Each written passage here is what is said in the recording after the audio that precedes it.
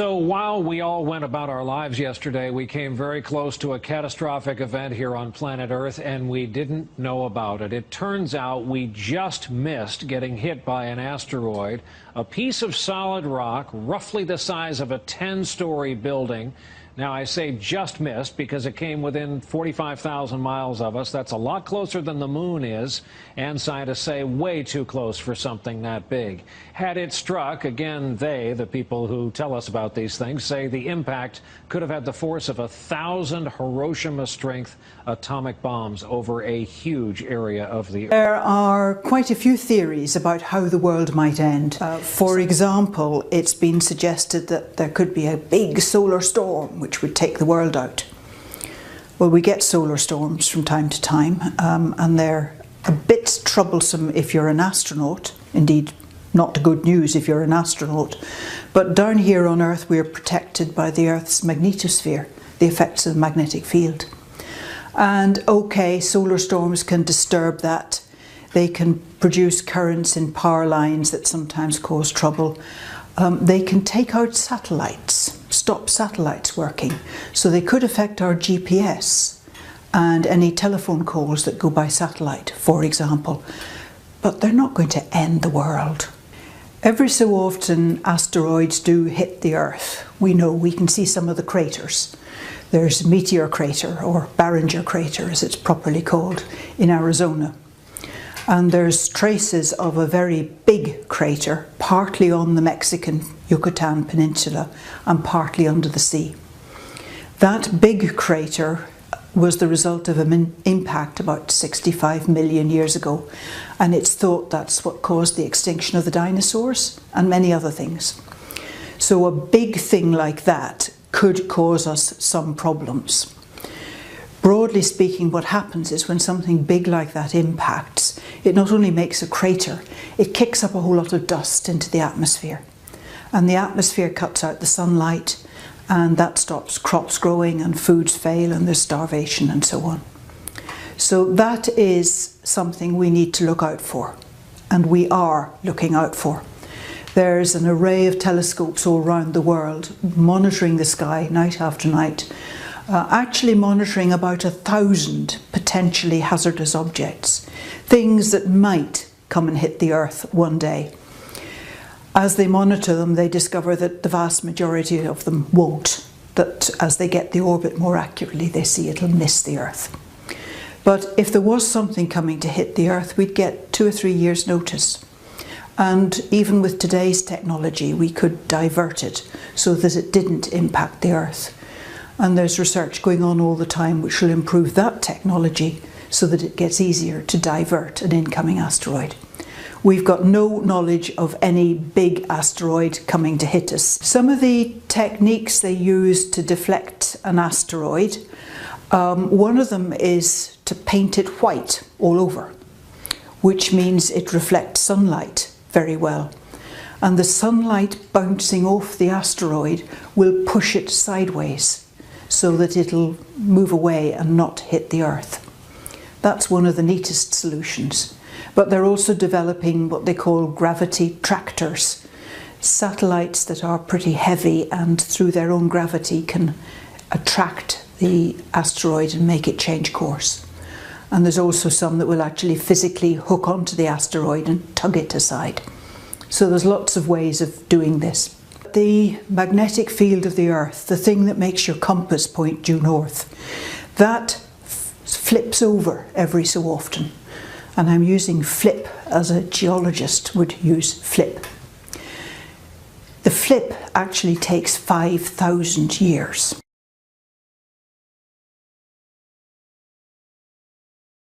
Rice planting on a test basis has begun in a village near the crippled Fukushima Daiichi nuclear power plant. This comes after the central government lifted its ban on entering Kawauchi village in April. Rice planting in the area had been banned at all paddies following the nuclear accident last March. The purpose of this year's harvest is to verify the product's safety. On Sunday, about 40 farmers and volunteers began planting rice at 30 rice paddies. Fabric that absorbs radioactivity was laid near entrances of irrigation channels. Villagers have also sowed into the soil substances that absorb radioactivity. Once the safety of this year's harvest is confirmed, rice production will be fully resumed for the next season. I'm very happy to be planting rice along with so many others. I hope the safety of the rice will be confirmed so that the village can fully begin producing rice next year. From Plato's Republic was the idea that population should be controlled and unwanted life should be disposed of like trash. In other words, that some were worthy of life and others weren't. This is a concept that comes through in Darwin's ideas about survival of the fittest. If we are evolving towards individual perfection by natural means, that would mean that collectively we are in fact evolving towards a utopian society of perfect men and women. However, in that case, those with perceived poor genetic material would be slowing that collective evolution, and so the whole process could be accelerated by getting rid of those who are not made of the right stuff. The end goal of a utopian society of purebred humans would justify the means of getting rid of the lesser ones. Remember that the full title of Origin of Species was On the Origin of Species by Means of Natural Selection or the Preservation of Favoured Races in the Struggle for Life. One of the major influences on Darwin was a man called Thomas Malthus, who received the blessings of French deist Jean-Jacques Rousseau and famous Scottish philosopher David Hume. Incidentally, David Hume has a prominent statue on Edinburgh's Royal Mile, and if you look at the back of it, you will see this sun god symbol.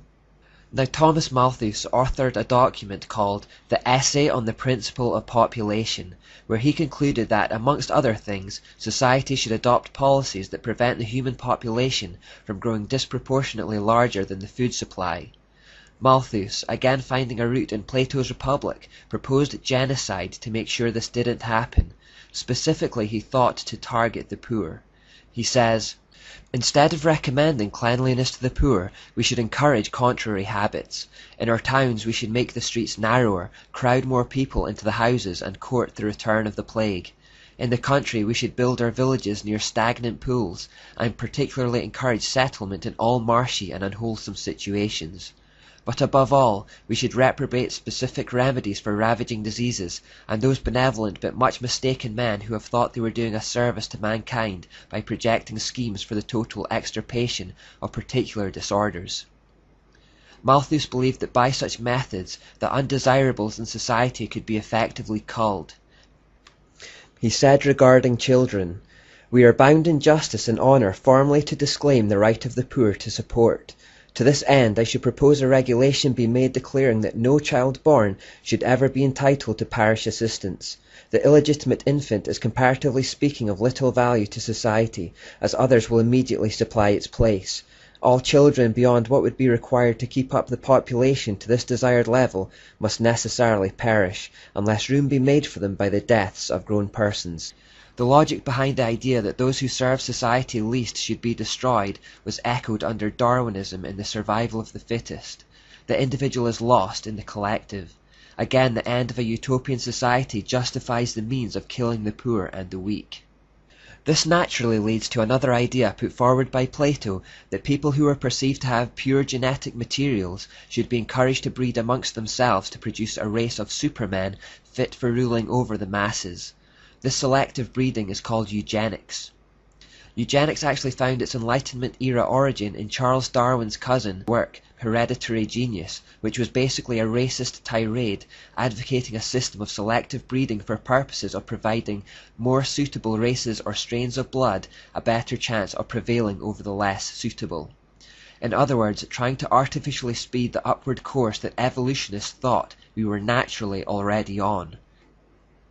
In truth, selective breeding had been practiced for some time amongst the elite. Inbreeding was commonplace amongst the ruling class to protect the genetic purity of their future stock. Galton merely took this idea and popularized it as a legitimate science.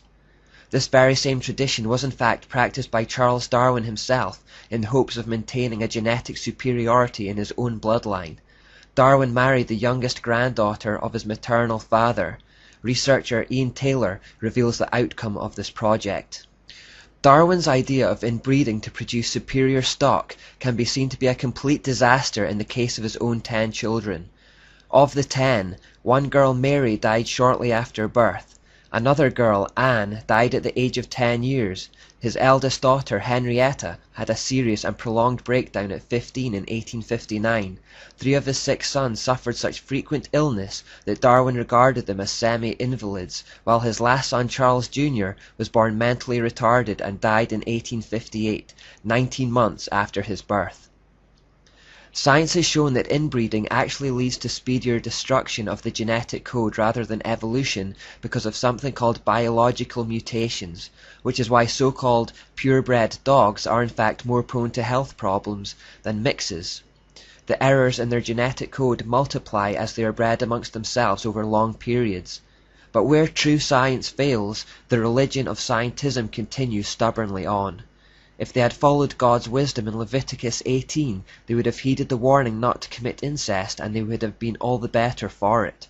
In their own human wisdom, however, they persisted and reaped the consequences. The idea of eugenics continued to be promoted in the scientific community for a long time afterwards. At the turn of the 20th century, in 1901, the Statistics Department of London's University College became the headquarters for the Eugenics Education Society.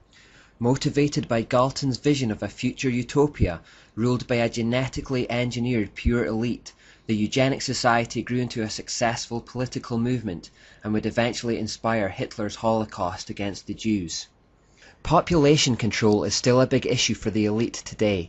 As recently as May 24, 2009, The Times reported of a secret meeting of billionaires held in New York City, including the likes of Bill Gates and Oprah Winfrey, where the #1 issue on the agenda was how to cap the global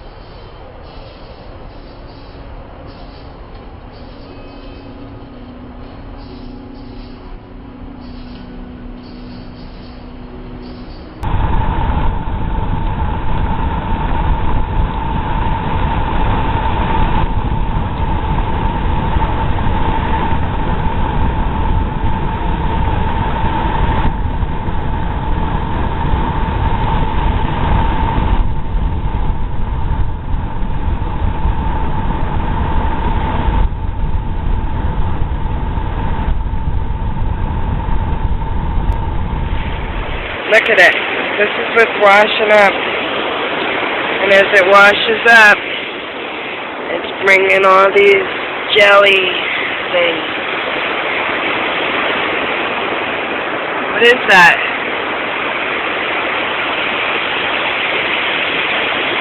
It's all over. State warns on EMP. There's no help coming. Oh, this was interesting. Washington. Arizona Governor Jan Brewer has signed legislation to require the state's Department of Emergency and Military Affairs to prepare materials outlining what citizens need to know to deal with either a natural or man-made electromagnetic pulse event that could knock out the vulnerable electrical grid system over a wide geographical region. But if this isn't another red alert for you, I don't know what else to tell you. The legislation, SB 1476, was introduced by Senator David Farnsworth. It includes the type and quantity of food, water, and medical supplies that each person should stockpile in case an EMP occurs over the U.S. What? The legislation, however, doesn't require actual hardening of the grid within the state. Unreal. And, Russia sanctions, I almost read the NBA bans, Russia sanctions not tough enough yet, analysts say. Well, if they get any quote-unquote tougher, they're going to be really attacking Putin. And that's just going to make him mad. I mean, it's not doing anything. It's actually creating another financial system to fall back on when this one collapses. So, do you believe in global warming? Yes, I do. Global warming is a bad way to phrase it. Do I believe in climate change? Yes. Yeah, to an extent, I do. Yes. Yes. Yes. Why do you believe global warming? Because there is scientifically valid proof that global warming exists. Because it's getting hotter and colder. Like, I've been in Georgia my whole life, and we've never really seen snow the way we've seen it the past 2 years. Yeah, so. Because I think that humans have an effect on the planet that has been observed through scientific reasoning. I mean, because it's been proven, like scientific evidence shows that global warming is real. So, plenty of studies that indicate over the last 30 years what shit's going on if we're not too careful. Like, so we're gonna ruin our Earth. Yeah. It's self-evident. The ice is melting. We're all doomed. We're all gonna die. I really don't know what's going on with the government. I know there are tons of weather machines. I know all the weather isn't real weather, so it's kind of like, who knows, you know? Right. 1 minute it's snowing, 1 minute it's raining, then it's hot and it's cold, so you just roll with it. Yeah, climate change or global warming, yeah, I'm fairly certain that it's, you know, created by the activities of humans. Do you have any ideas of how we can maybe fix it? Eat the rich. That's all. Appreciate it. Thank you. Here's why some believe a pole shift, a serious one, a complete one, may be on the near horizon. On December 29, 2003, NASA released this article about our migrating pole. The bottom location, 1831, in approximately 70 years it moved up 1 notch to 1904.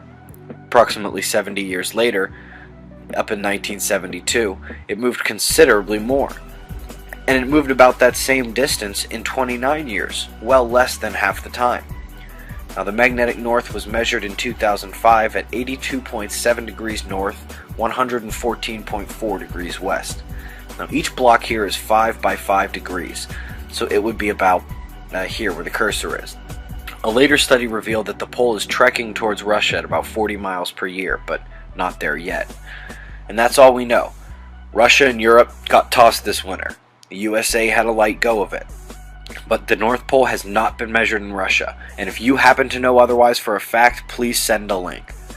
Let's be clear, the increasingly fleet-footed North Pole may change direction, stop entirely, speed up, or something else. This may never be anything to worry about.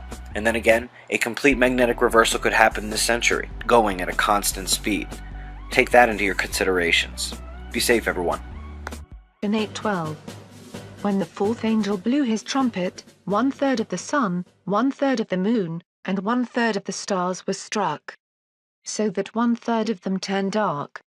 1/3 of the day was kept from shining, and also the night. I believe this judgment may be declaring a shift in the axis of the earth. This would cause 1/3 of the day to be lost, as the earth starts to revolve around a new axis, which would alter the orbit of the sun, moon, stars and planets. And the sun would rise and set in a different place. And the moon would also appear to have altered its orbit. A shift in the axis of the earth could indeed cause 1/3 of the day and night to be lost. And instead of a 24-hour day, we would experience a 16-hour day. If the earth loses 8 hours, then sunset would occur at about 10 o'clock in the morning. Which means, all the clocks in the world would have to be reset.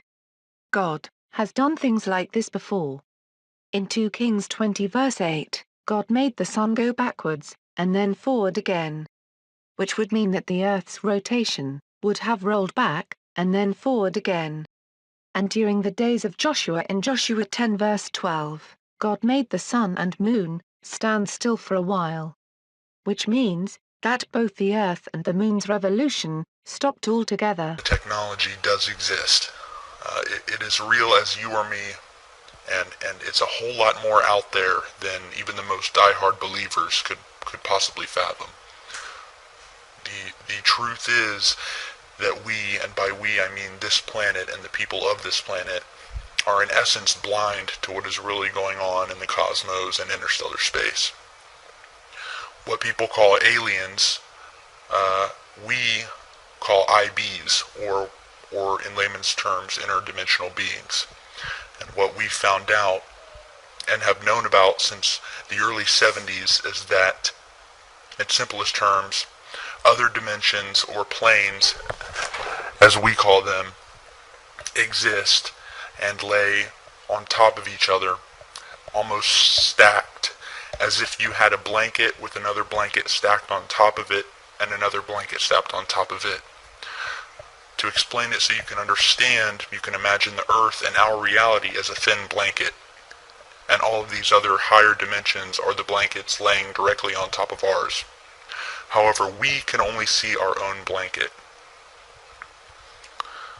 Now the alien beings, or the ships that we have seen in videos, and that many people have captured over the years, are in fact what we call jumpers, in that they exist in their relative dimensions, but have in fact jumped into ours. We have discovered that most of the time we are unable to see them, as they are at a wavelength indifferent to our own, and our senses, eyes and ears cannot detect. From the information that I have gathered and been briefed on, every planet, star, and galaxy within our own plane and universe, as we see it, exists also in these other dimensions. We've detected that we know of and that I've been briefed on at least 4 other dimensions that do exist. Now, as I said, every planet we know of, every galaxy does exist in these other dimensions. However, with each new dimension, each planet, galaxy, star takes on a different form. To explain it in the most simplest terms, you can look at our own planet, Jupiter, which is in the outer reaches of our solar system. Now, to us, it's a deadly gaseous planet, completely uninhabitable. However, when you look at Jupiter in an elevated dimension, you will see that it has completely changed in all forms. You will see that it's no longer a deadly ball of gas, but is now solid, has a different color, and is now inhabited. We know for a fact this is true due to the fact that the government has the technology to detect these higher dimensions and actually get a small view of what the solar system looks like on the other side, as we call it, in these other dimensions. There is much we do not know about the universe and how it works. However, here are the facts that I can confirm as truth and were made known to me, and that I and the other people that I worked with have been briefed on. Now, we are not alone in the universe. There are alien beings within our own dimension of space, as well as other dimensions. The planet Earth is an early stage, I guess you could say, training ground, if you will, whereby which we as beings will live until we advance to the higher dimensions. Now, we are not the bottom of the food chain, and we have discovered that there are at least 2 dimensions below our own plane. But that is as far as I will go regarding that. Now, I'm getting a little bit low on time, so I will leave you with a few other important things that people will no doubt want to know about later in time once this video is made public. Now, these are things that I have been briefed on by my superiors and that are common knowledge in the Black Ops community.